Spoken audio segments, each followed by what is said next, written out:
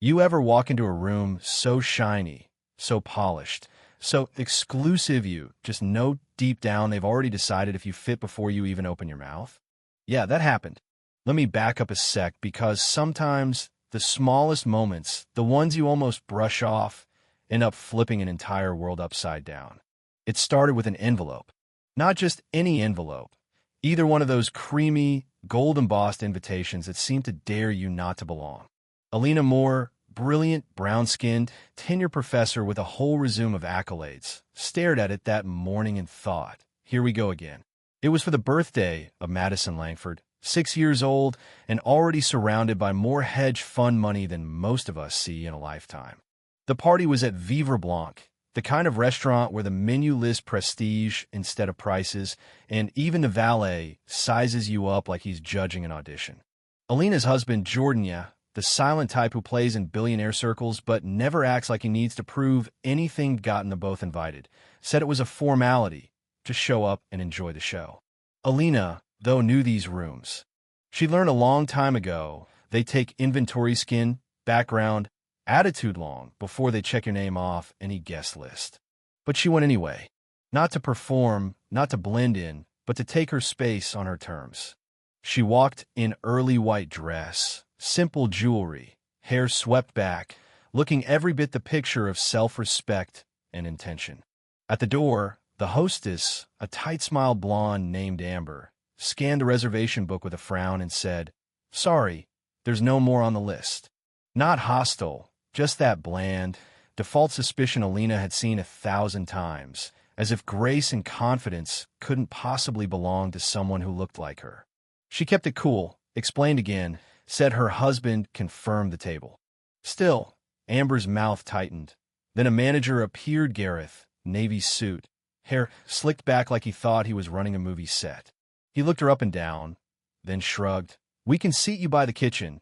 It's quieter there." You know what I mean? Sometimes it's not even the words, it's the tone. As Alina weighed her options, bite back, or let it slitty, a commotion rolled in from the entrance. The faint purr of a limited edition Tesla, the kind that makes even the valet stand up a little straighter, pulled up. Jordan strode in, not flaunting wealth, just exuding that calm, unshakable presence that turns heads. He found Alina by the exit, read the room in a split second, and turned to Gareth. "You gave away my wife's reserved table." His voice wasn't loud, but everything froze. Gareth's answer mumbled, hedging didn't matter. The damage was done. The guests were watching now, pretending not to stare. The truth was leaking out. Alina's table had been given to Veronica Langlia regular, sure, but not the one with the reservation. Jordan, never one to raise his voice, laid it out. If she wasn't my wife, would her reservation have magically appeared? Nobody could answer. The apology offered was as empty as the smile on Gareth's face. Alina, holding her ground, felt every eye tracking her like she was both the show and the test. And then, with a few words, Jordan made it clear. We didn't need to know who she was. You just needed to respect the reservation, respect the human being in front of you. A hush settled over Vivre Blanc that not even the soft jazz could cover up. And then came the twist, a moment so sharp it cut through the silk and silver air. Jordan revealed himself as the majority shareholder of the restaurant, the man who owned more of Vivre Blanc than anyone in that room ever guessed. The table by the window, the infamous table 3, it wasn't just a seat. It was a line one Gareth, Amber, and the whole system had just crossed. From now on, Jordan announced, we're not talking as investor and manager. We're talking as two men on opposite sides of a lawsuit. The word crackled through crystal glasses and perfectly arranged floral centerpieces. People dropped their forks. Even Veronica, who had smirked her way into Alina's chair, couldn't meet their eyes. Alina sat at her rightful table, posture straight, dignity unshaken. Gareth hovered nearby with security guards, trying to save face, but Jordan cut him off. You want to move my wife because someone's uncomfortable with her sitting at her own table? The question didn't need an answer. Alina stood, voice low but fierce, after denying my reservation, offering me a seat by the kitchen, and letting someone mock me in front of your guests. You want to remove me? She stared down the room, let them feel the weight of it. Jordan handed Gareth an ultimatum 1 hour to call the board, and don't touch the reservation log, because they already had proof. The confrontation was no longer private. Guests whispered, snapped photos. Even staff started slipping Alina notes. You weren't the first, making it clear this was not an isolated incident.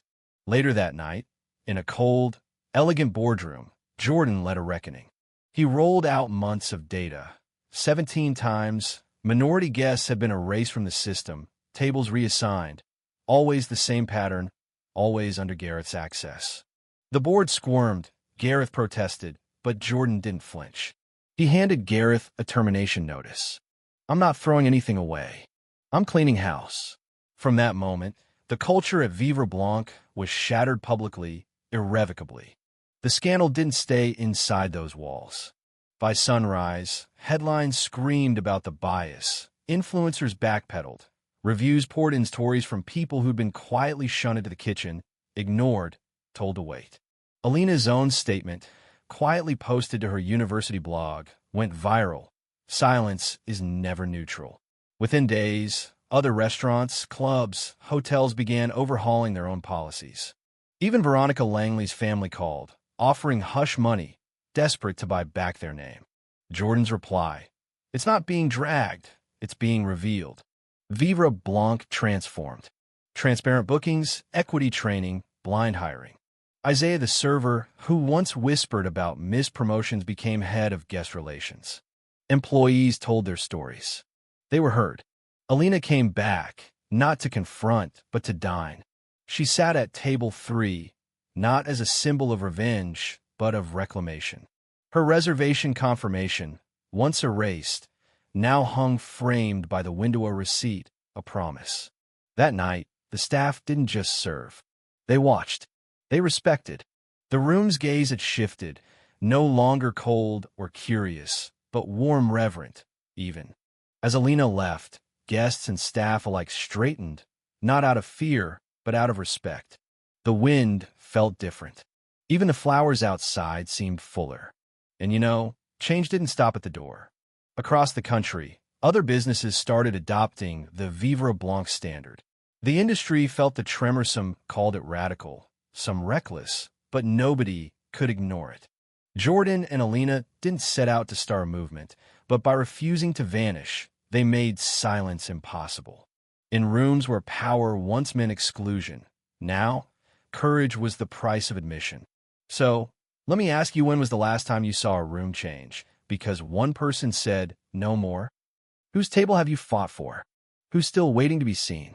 Drop your thoughts below, because sometimes all it takes is one story, one seat, to remind us. History isn't made by who gets invited, it's made by who refuses to leave. And if this story hit home, share your experience. Let's keep the conversation honest. Whose seat is it, really?